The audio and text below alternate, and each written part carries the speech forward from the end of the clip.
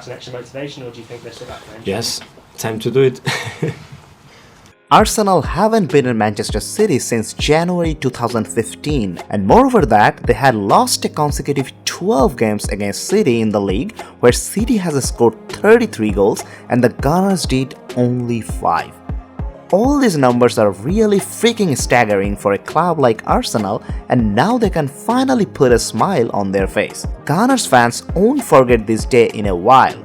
On October 8, 2023, Gabriel Martinelli's deflected 86-minute winner finally put a stop to the painful dominance of Manchester City over the Gunners. Your reign is over. So how did they do it?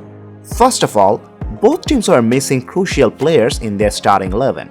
Not having Saka was a huge blow for Arteta, and Martinelli was also not fit enough to start the game. And Pep Guardiola missed Rodri like nothing else. Rodri in his position is probably the best in the world right now. He doesn't even let City feel the absence of Kevin De Bruyne, who is one of the best attacking midfielders of the last decade. Rodri's suspension was a huge blow for Pep, and if you see Rodri's numbers compared to City players who can play in his position, you'll understand the difference. Manchester City has lost just 5 out of 67 league games they played with Rodri, so only 7.46%. On the other hand, when the Maestro wasn't around, they have lost 6 out of 16 games, so a losing ratio of a whopping 37.5%. Is that a lot? City's 3-4-1 model was a recipe to huge success for them last year, and Stones and Rodri literally controlled the midfield in almost every game they played in that position. I don't know if it was because of Rodri's absence or to surprise Arsenal, Pep didn't quite go for that and played a more flat 4-2-3-1 with Kovacic and Lewis in the middle, and Kovacic had a really bad game. He's lucky that he was still on the pitch after the first half. His first yellow card could have been a red on any other day, and the second foul he committed, I'm not sure how he was on the pitch after that. How are you still here? So as Kova and Lewis were unable to progress the ball from the midfield and got out of the high press of Arsenal, Bernardo Silva had to come down way lower than we normally see him, and he was almost playing like a number 6.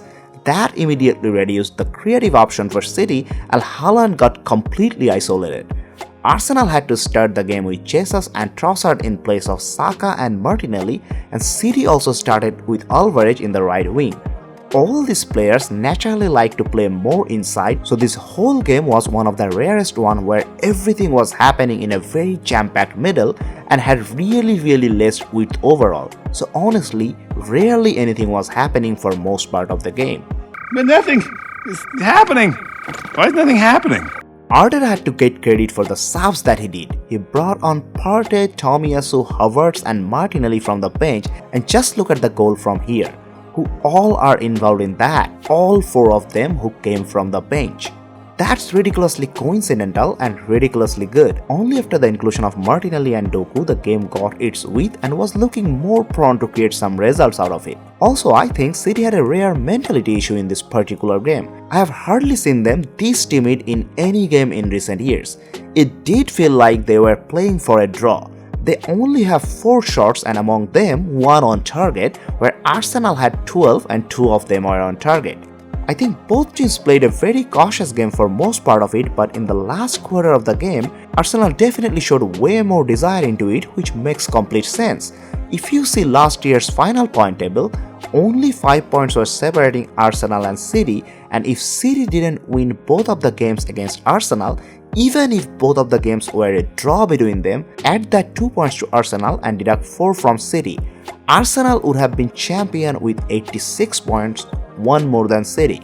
As Manchester City hardly loses any random game with weaker opponents, beating them in head-to-head was a must-do for the Gunners, and that's why it did feel like they were playing for more blood than City.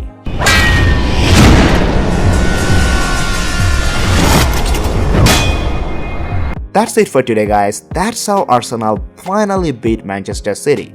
If you like this video, please dump a like and subscribe to our channel for more football related content like this. Until next time, ta-ra.